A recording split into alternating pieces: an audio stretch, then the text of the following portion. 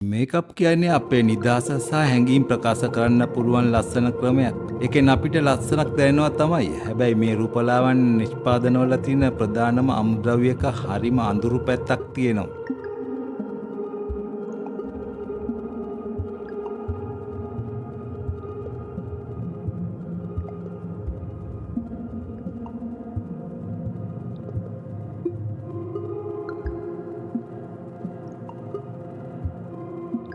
අපේ රූපලාවන්‍ය දේවල් වෙනුවෙන් පුංචි දරුවෝ ජීවිතවලින් වන්දි ගෙවනවා. මේ දරුවන්ට උදව් කරන්න ඉදිරිපත් වෙන්නේ කවුද? ඔවුන් අමතක කරලා දාලා යන්නේ කවුද?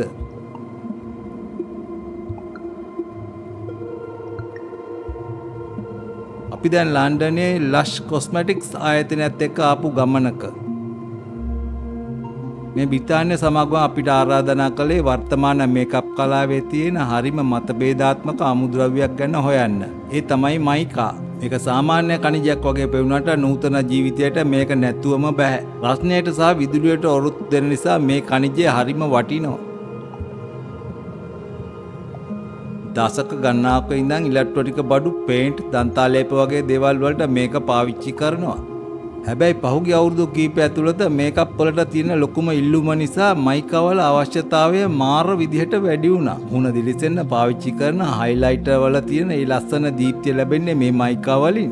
ඇත්තටම මයිකා කියන්නේ මේකප් වලට අමුතුම මැජික් එකක් එකතු කරන දෙයක්. හැබැයි මේකේ කැතපැත්තකුත් තියෙනවා. ලෝකේ මයිකා වලින් වැඩි ප්‍රමාණයක් එන්නේ ඉන්දියාවෙන්. 2016 දී කරපු පරීක්ෂණයකින් හෙළි වුණා මේව හාරන්නේ පුංචි දරුවන් කියලා. ඒක ජීවිත පවා නැති වෙන හරිම භයානක වැඩක්. මේ හෙළිදරව්වත් එක්ක මුළු රූපලාවන්‍ය ශාස්ත්‍රයම ලොකු කම්පනයකටපත් වුණා. සමහර සමාගම් පොරොන්දු වුණා මේ පතල් වල ඉන්න මිනිසුන්ගේ ජීවිත දියුණු කරලා මේක නිසි ක්‍රමයකට කරන්න උදව් කරනවා කියලා. ඒක ලොකු ඉලක්කයක් වුණත් ඒකේ ප්‍රගතිය හරිම හැමින් තමයි සිද්ධ වෙන්නේ. හැබැයි ලෂ් වගේ ආයතන මීට වඩා වෙනස් පියවරක් ගත්තා. මේක සිද්ධ වෙන විදිය ගැන පැහැදිලි නැති නිසා ඔවුන් තීරණය කළා ස්වභාවික මයිකා පාවිච්චිය සම්පූර්ණයෙන්ම නතර කරන්න. මේ තියෙන දිලිසෙන ගතිය ඔක්කොම ලැබෙන්නේ කෘත්‍රිම මයිකා වලින්. ඒක දකින්න හරිම ලස්සනයි. හැබැයි පෙනුමට වඩා මේක පිටුපස ලොකු කතාවක් තියෙනවා. මම මේ දිලිසෙන දේවල් වලට කොච්චර ආස වුණත් මිනිස් මරණයක් සම්බන්ධ වෙච්ච කිසිම දෙයක් ලෂ් නිෂ්පාදන වලට දාන්න මම කැමති නැහැ. කෘත්‍රිම මයිකා වල තියෙන වාසිය තමයි ඒකෙන් අපිට ඕන විදියට ලස්සන වර්ණ සහ දීප්තියක් ගන්න පුළුවන් වීම. ඉතින් ඇත්තටම ස්වභාවික මයිකා පාවිච්චි කරන්න කියලා විශේෂ හේතුවක් නැහැ. හැබැයි මේක හිතනවට වඩා සංකීර්ණයි. මයිකා කියන්නේ අපි පාවිච්චි කරන හැම දෙයකම වගේ තියෙන දෙයක්. ඔබ මයිකා මගහරින්න උත්සාහ කරන්න එපා. සමාගමක් විදියට කරන්න ඕනේ මේවා නිෂ්පාදනය කරන පවුල් වලට නිසි වැටුපක් ලැබෙනවද කියලා සහතික වෙන එකයි. ලොකු සමාගම් මේ ගැන විවිධ පොරොන්දු දුන්නත් මට දැනගන්න ඕන වුණා ඇත්තටම මේකෙන් ඒ දරුවන්ට සහ මිනිසුන්ට යහපතක් වෙනවද කියලා.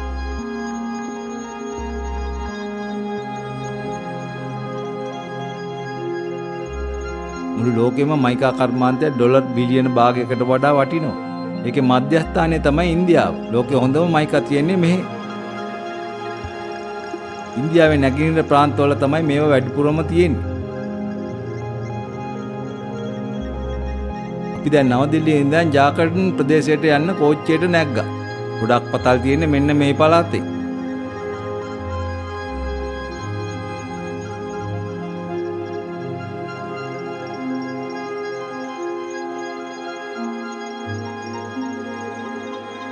ජාකර්ටන් කියන්නේ ගල් අඟුරු තඹ වගේම මයිකා වලින් පොහොසත් ප්‍රාන්තයක්.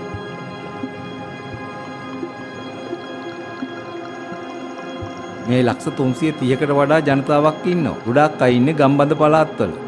නීති විරෝධී මයිකා පතල් තමයි මේ පළාතේ ප්‍රධානතම ආදායම් මාර්ගය. 1980 ගණන් වල ඉඳන් පරිසර නීති තද කරපු නිසා මේ බිස්නස් එක හොරෙන් කරන්න මිනිස්සු පුරුදු වුණා. මේක හරිම දිග ගමනක්. අපි උත්සාහ කරන්නේ අපි අනන්‍යතාවය හෙළි නොකර ඉන්න.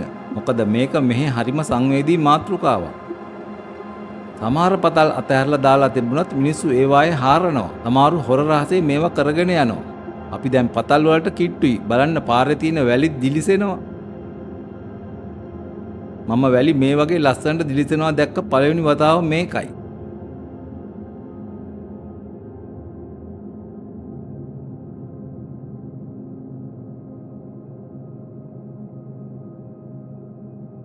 මම රෝහිත් ගාන්ධිව හම්බුණා. එයා තමයි අපිට මේ පතල් වලට යන්න උදව් කරන්නේ. ඔයාව හම්බුන එක සතුටක්. මමත් එහෙමයි. මම කාර් එක ලෑස්ති කරලා තියන්නම්. මේ ළමයින් ලවා වැඩ ගන්න කොන්ත්‍රාත්කරුවන් ආවොත් අපිට ඉක්මනට මෙතනින් යන්න වෙයි. ඇයි ඒගොල්ලෝ අපිට කේන්ති ගන්නෙ? ඒගොල්ලෝ දන්නවා මේ පතල් වලට ළමයින්ව ගන්න එක නීති විරෝධී කියලා. ඉතින් ඒගොල්ලෝ නීතියට විරුද්ධයි.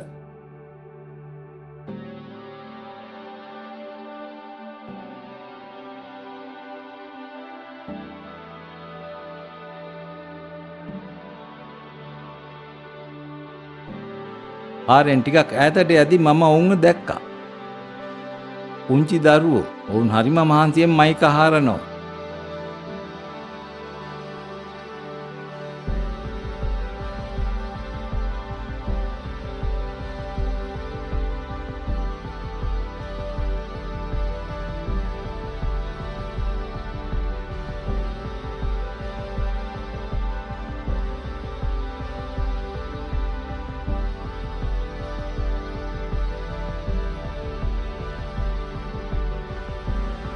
ඔවුන් මෙතන වැලි හලනවා. ගල් කැට එක්ක මිශ්‍ර වෙලා තියෙන මයික ඔවුන් වෙන් කරලා ගන්නවා. පස්සේ මේවා වෙනත් අයෙකුට විකුණනවා. ඔවුන් ඒවා රටපටවනවා.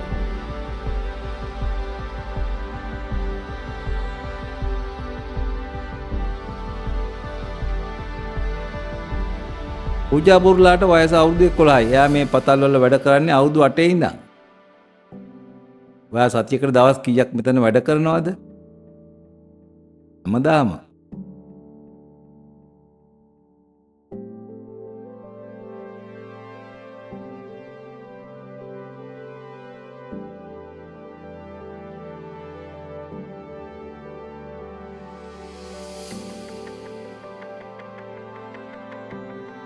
ඔයාට මෙතන වැඩ කරද්දි කවදාවත් බය හිතිලා නැද්ද?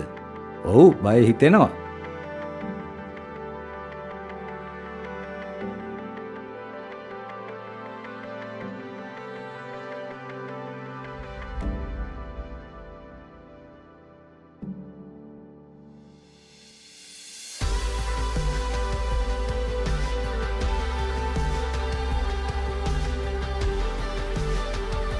ඔයාගේ දෙමාපියන් දැන් කොහෙද ඉන්නේ? ජාකන්ඩ් කියන්නේ සම්පත් තිබුණත් දූෂණය සහ ගසා කෑම නිසා අන්ත අසරණ වෙච්ච පළාතක්.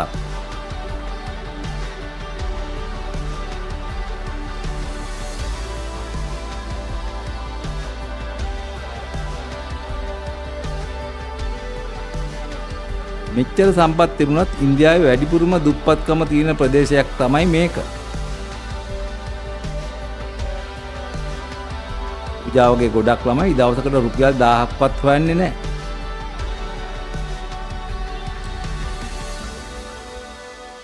හැබැයි මේ පුංචි මුදල් තමයි ඔවුන්ගේ බඩගින්න නිවන්න තියෙන එකම ක්‍රමය.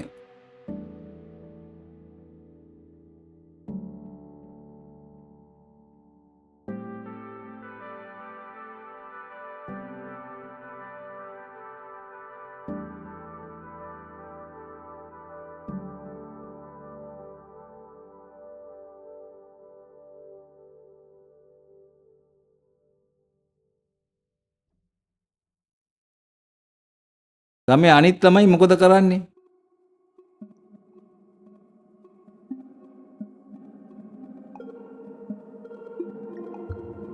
මේ පළාතේ දරුවෝ 20000ක් විතර මේ වගේ පතල් වල වැඩ කරනවා කියලා අනුමාන කරනවා.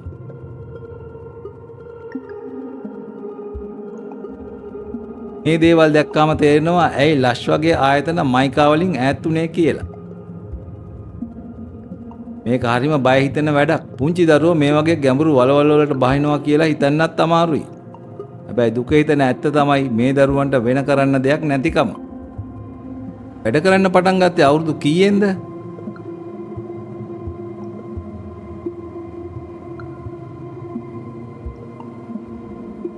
ඔයාට පතල් වල වැඩ කරන්න උනේ නැත්තම් ඔයාද මොකද කරන්නේ? ඔයා දන්නවද ඔයා මේ හාරන මයික කොහටද යන්නේ කියලා?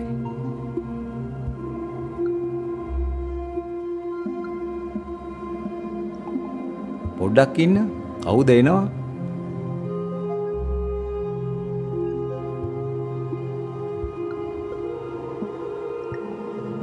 අපි හිටපු තැනට කවුරු හරි එනවා කියලා දැනගත්ත නිසා අපිට ඉක්මනටම එතනින් පැනලා එන්න වුණා. මේ මයිකා බිස්නස් එකේ පිටුපස්සේ ඉන්න අය මේකේ ඇත්ත වහන්න ලොකු උත්සාහයක් ගන්නවා. පතලෙන් එළියට ආවට පස්සේ මේවා එන්නේ ළමයින්ගෙන් කියලා හොයාගන්න බැරි වෙන්නයි ඔවුන් වැඩ කරන්නේ. අතරමැදියා මේවා මිලදී අරගෙන වෙනත් නීත්‍යානුකූල පතල් වල නමින් විකුණනවා. මේවා රට පටවනකොට ඒකේ තියෙන නීති විරෝධී බව සම්පූර්ණයෙන්ම මැකී ගිහින්. හැබැයි ජාකන්ඩ් වලදී මේ ඇත්තෙන් ගැලවෙන්න බෑ. තුවාල, අස්ථි බිඳීම් විතරක් නෙමෙයි වෙනහළු වලට හැදෙන දරුණු ලෙඩ රෝගත් මේ සාමාන්‍ය දෙයක්.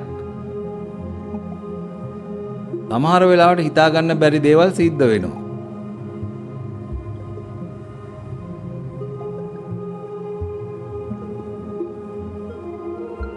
සුර්මා කුමාරි සහ එයාගේ නංගි ලක්ෂ්මී දවසක් වැඩ කරමින් ඉන්නකොට පතල කඩා වැටුණා.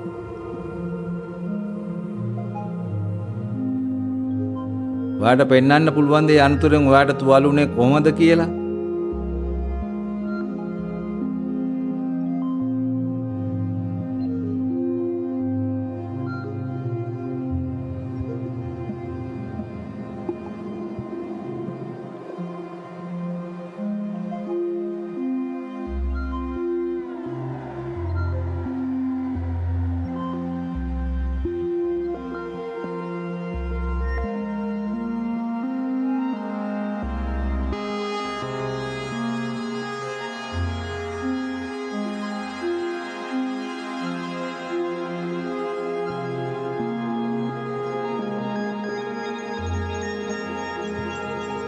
ඔයාගේ පවුල අය තාමත් පතල් වැඩ කරනවද?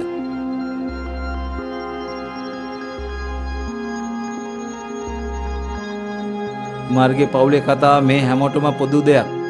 ලක්ෂ්මිගේ මරණය වගේ මරණ මාසයකට 10ක් 20ක් විතර මෙහි සිද්ධ වෙනවා.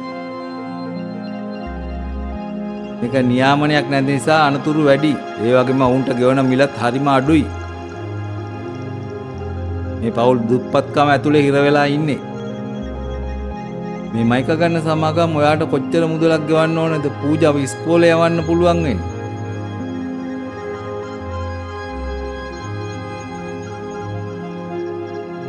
ඔයාගේ ජීවිතය සම්පූර්ණයෙන්ම වෙනස් කරන්න.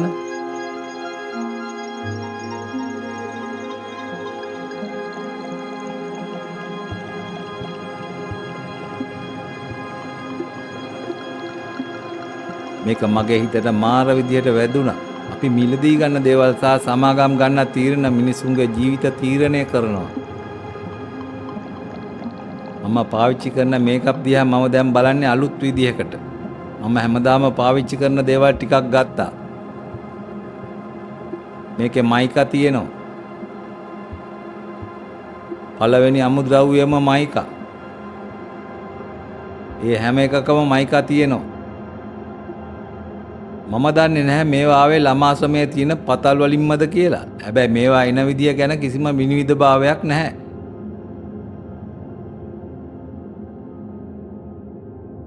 මේ පෞල් ජීවත් වෙන්නේ මේවායින්. ඔවුන් කාලයක් තිස්සේ මේවා කරනවා. මයිකා ලබා ගන්න මීට වඩා සාධාරණ ක්‍රමයක් තියෙන්න ඕනේ. මේ පෞල් වලට ගරුත්වයක් ලැබෙන විදියට වැඩ කරන්න ඕනේ. ඒ ගැන අපිටත් වගකීමක් තියෙනවා. මට දැනගන්න ඕන වුණා මේ ගැන ඉන්දියානු රජය මොකද කරන්නේ කියලා.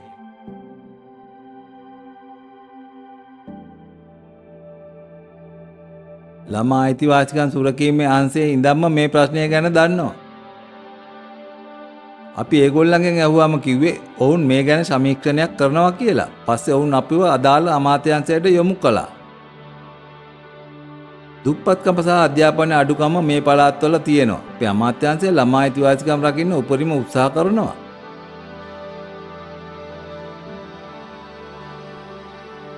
අපි ජාකන්ඩ් වල ඉඳන් ආවේ. අවුරුදු 5-6 ළමයි පතල් වල වැඩ කරනවා අපි දැක්කා. මේ ගැන ඔබ කරන දේ ප්‍රමාණවත්ද?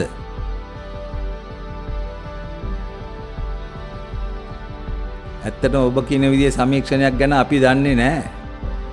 නමුත් අපිට කිව්වේ ඔබේ අංශය යටතේ ඒක සිද්ධ වෙනවා කියලා.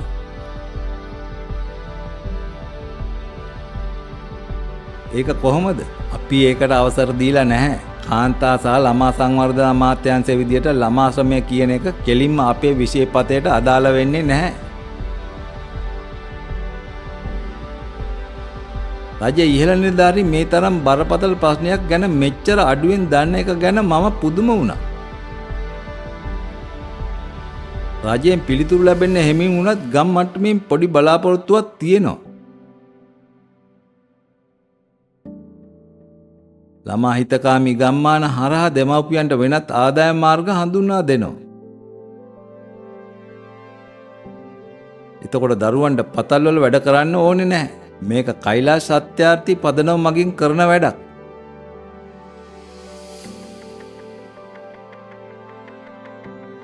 ඒක සාර්ථක වෙලා තියෙනවා. දරුවන් 3000කට වඩා ළමා ශ්‍රමෙන් මුදවාගෙන තියෙනවා. ඔවුන් දැන් පාසල් වලට ඇතුළත් කරලා තියෙන්නේ. මේකට රජෙන් වගේම ඉෂ්ටි ලවුඩ වැනි ලොකු සමාගම් වලිනුත් උදව් ලැබෙනවා. අපි ගොඩක් කල්පනා කළා ඉන්දියානු මයිකා දිගටම ගන්නවද නැත්නම් કૃතිම මයිකා වලට යනවද කියලා. අන්තිමේදී අපි තීරණය කළා මේ ප්‍රශ්නේ විසඳන්නකම් මෙහි මිනිසුත් එක්ක ඉන්න ඕන කියලා. ශේස්ත්‍රයෙන් පැනලා යනවට වඩා එතන ඉඳගෙන ඒ ප්‍රජාවට උදව් කරන එක අපිට වැදගත්.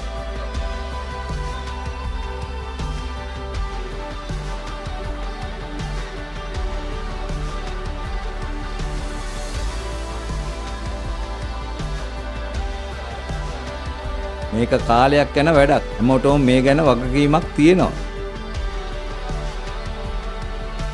මේ වගේ වැඩසටහන් හරහා දකින්න ලැබෙනවා සමාගම් සහ ගම්මැසියන් එකතු වුණාම මොන වගේ වෙනසක් කරන්න පුළුවන්ද කියලා.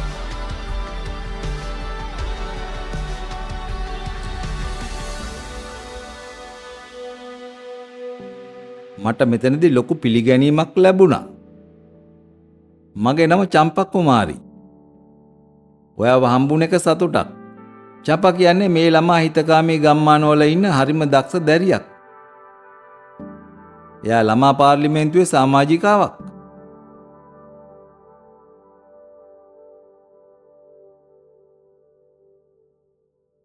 අවුරුදු 14ක් වුණත් එයා ළමා ශ්‍රමය නැති කරන්න ලොකු සටනක් දෙනවා.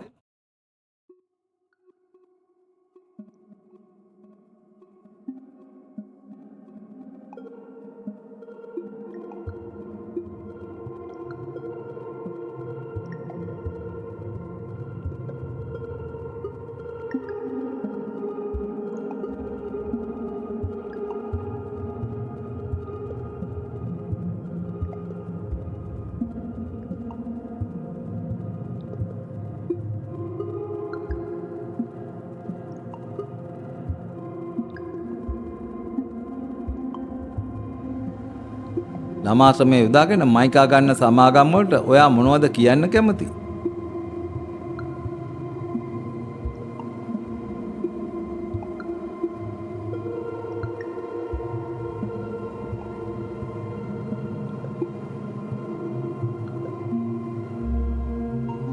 ඔයාගේ ඊළඟ ඉලක්කය මොකද්ද? ඔයාට ගුරුවරියක් වෙන්න ඕනේද? ඔව්. ඔයා හරිම දුරදිග හිතන කෙනෙක්. මම ඒකට කැමතියි. මයිකා පාවිච්චි නතර කරන එක විතරක් නෙමෙයි හොඳම විසඳුම. මයිකා කියන්නේ මේ පළාතේ මිනිසුන්ගේ ජීවනාලිය.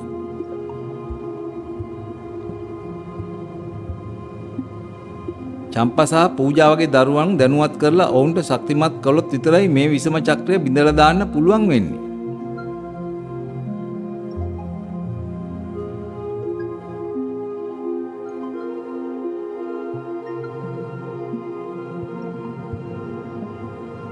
smartmind.lk බැලුවට ස්තුතියි.